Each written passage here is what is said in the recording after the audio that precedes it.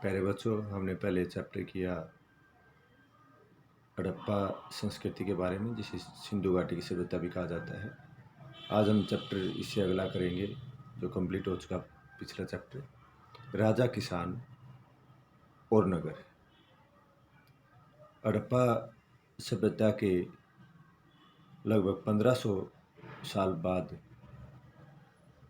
भारतीय उपमहाद्वीप में कई प्रकार के विकास हुए।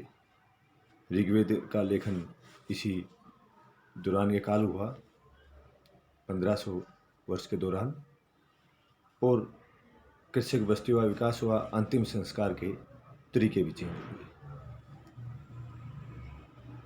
कुछ इस काल में हुए विकास को जानने के लिए मुख्य जो स्रोत है वो सिक्के, ग्रंथ और चित्र है।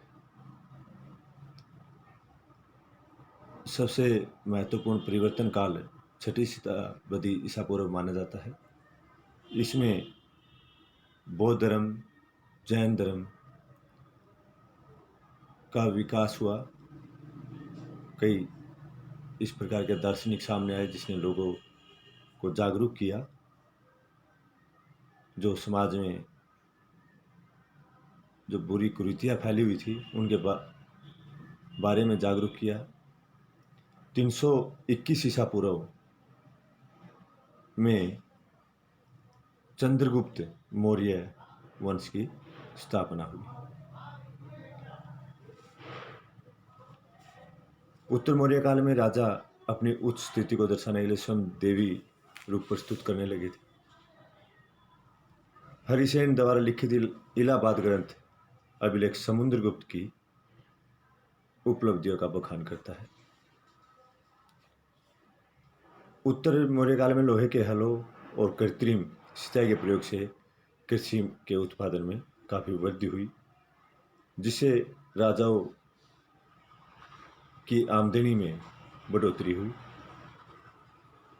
दूसरी शताब्दी ईसा पूर्व में कुछ छोटे छोटे अभिलेखों में विभिन्न लोगों द्वारा दिए गए दान का भी उल्लेख है। मनुस्मृति आरंभिक काल का भारत का सबसे प्रसिद्ध विधि ग्रंथ है।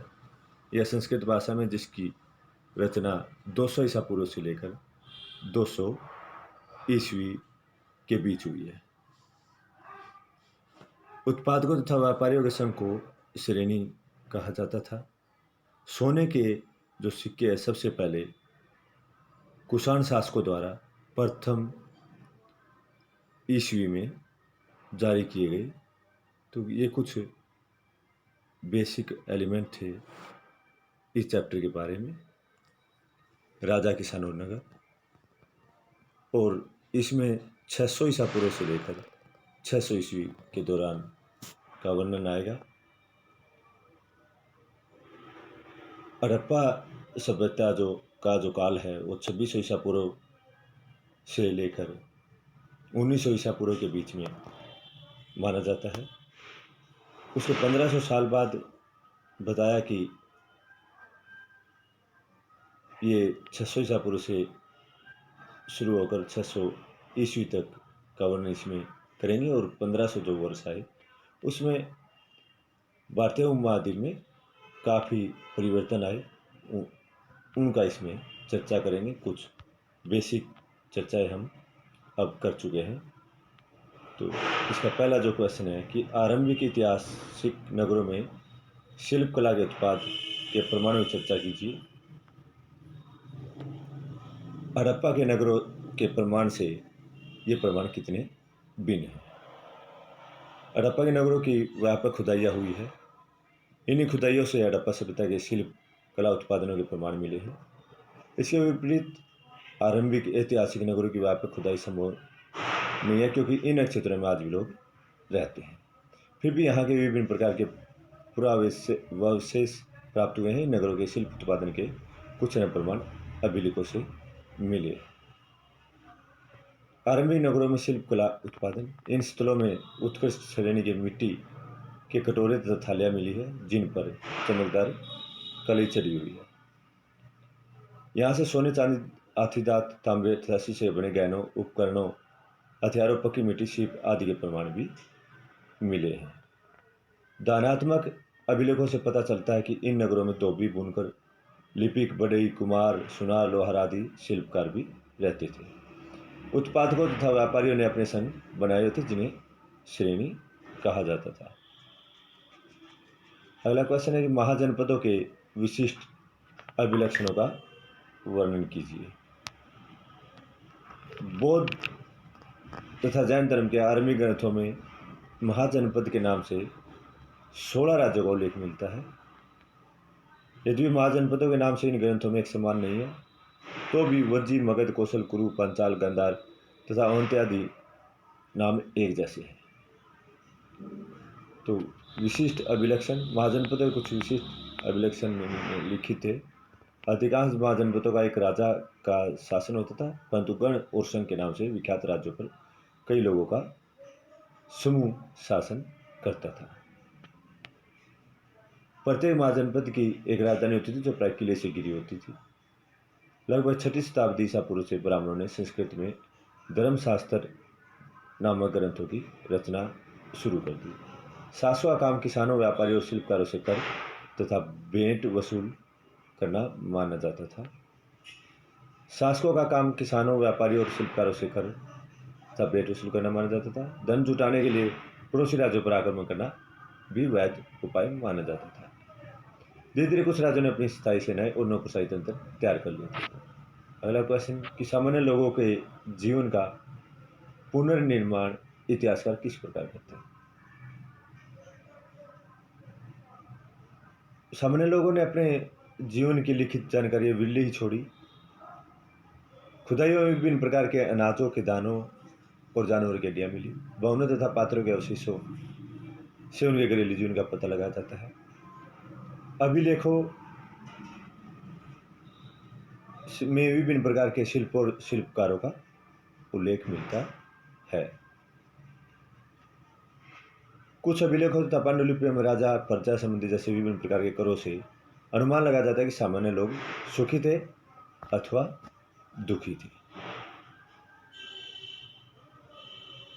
कुछ अभिलेखों तथा पांडुलिपियों में राजा, प्रजा संबंधित थे।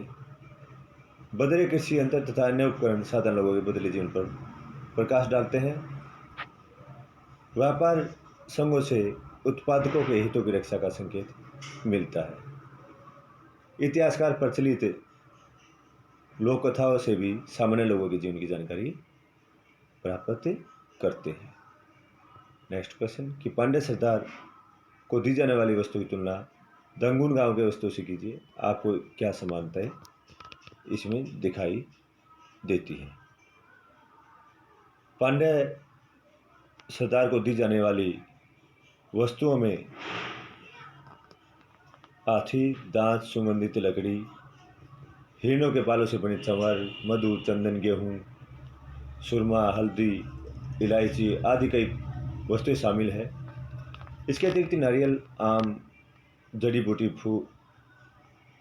फूल, प्याज, गन्ना, फल, सुपारी, केला तथा कई पशु पक्षी भी उपहार में दिए गए। इसके विपरीत दंगुन गांव की वस्तुओं में घास, जानवरों की खाल, कोयला, नमक आदि अन्य खनिज पदार्थ, मदिरा, खाद्य वृक्ष के उत्पाद भी शामिल है।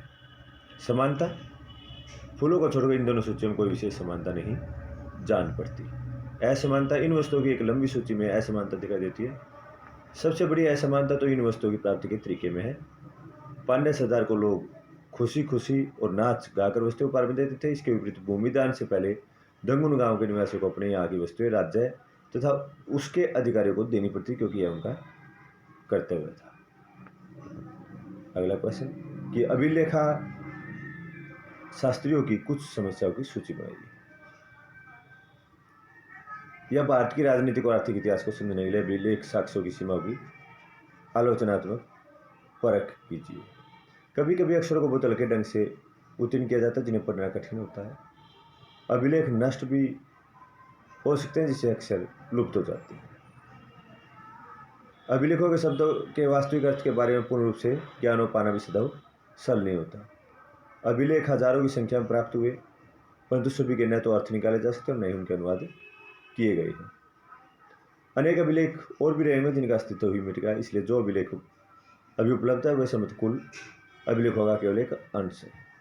इस संबंध में एक और मौलिक समस्या थी कि वह यह है कि जिस चीज़ को हम राजनीति तथा आर्थिक दृष्टि से महत्वपूर्ण मानते हैं वह सब कुछ अभिलेखों में अंकित नहीं है। मौर्य प्रशासन के अभिलेखों की चर्चा कीजिए और अशोक के अभिलेखों में इनमें कौन कौन से तत्वों के प्रमाण मिलते हैं। मौर्य साम्राज्य के इन तथा कुछ महत्वपूर्ण अभिलेखों का वर्णन इस प्रकार। 5 प्रमुख राजनीतिक केंद्र। मौर्य साम्राज्य का सबसे बड़ा केंद्र मौर्य साम्राज्य की राजधानी पाटलिपुत्र था। इसके अतिरिक्त अशोक के अभिलेखों के साम्राज्य के 4 प्रांतीय केंद्रों का भी उल्लेख मिलता है। असमान शासन व्यवस्था। मौर्य साम्राज्य बहुत ही विशाल था। इसके अतिरिक्त साम्राज्य में शामिल क्षेत्र बड़े विविध तथा भिन्न भिन्न प्रकार के थे। कहाँ अफगानिस्तान के पहाड़ी क्षेत्र और कहाँ उड़ीसा के तटवर्ती क्षेत्र। प्रांतीय केंद्रों का चयन। प्रांतीय केंद्रों का चयन बड़े ध्यान से किया गया था। तक्षशिला उज्जैनी दोनों लंबी दूरी वाले महत्वपूर्ण व्यापार नगर थे। आवागमन को सुचारू बनाना। साम्राज्य के संचालन के लिए स्थल और जल दोनों मार्गों से आवागमन का सुचारू बना रहना अत्यंत आवश्यक था। राजधानी से प्रांतों तक जाने में कई सप्ताह या महीने लग जाते थे। समितियां तथा उप समितियां। मैगस्थनीज ने सैनिक गतिविधियों संचालन एक समिति और 6 उप समितियों का उल्लेख किया गया, जो इनमें से एक उप समिति का काम नौसेना संचालन करना, दूसरी यातायात और खान पान का संचालन करती थी, तीसरे का काम पैदल सैनिकों का संचालन करना, चौथी का अश्वारोही यो, 5वीं का रथारोही और 6वीं का हाथियों का संचालन था। दूसरी उप समिति के जिम्मे कई काम थे, जैसे हथियारों को ढोने के लिए बैलगाड़ी की व्यवस्था करना, सैनिकों के लिए भोजन तथा जानवरों के लिए चारे का प्रबंध करना। दम मात्रों की नियुक्ति। अशोक ने अपने साम्राज्य को संगठित बनाए रखने का प्रयास किया। ऐसा उन्होंने दम के प्रचार द्वारा भी किया। दम के सिद्धांत बहुत ही साधारण तथा सार्वभौमिक थे। अशोक का मानना था कि दम का पालन करके लोगों का जीवन इस संसार में और इसके बाद के संसार में अच्छा रहेगा। अगला प्रश्न है, 20वीं शताब्दी के इस सुविख्यात अभिलेख शास्त्री DC सरकार का वक्तव्य है कि भारतीय की जीवन संस्कृति और गतिविधि का ऐसा कोई पक्ष नहीं जिसका प्रतिबिंब अभिलेखों में नहीं है। सच्चाई। नंबर 1, राज्य सत्ता का विस्तार का निर्धारण करना।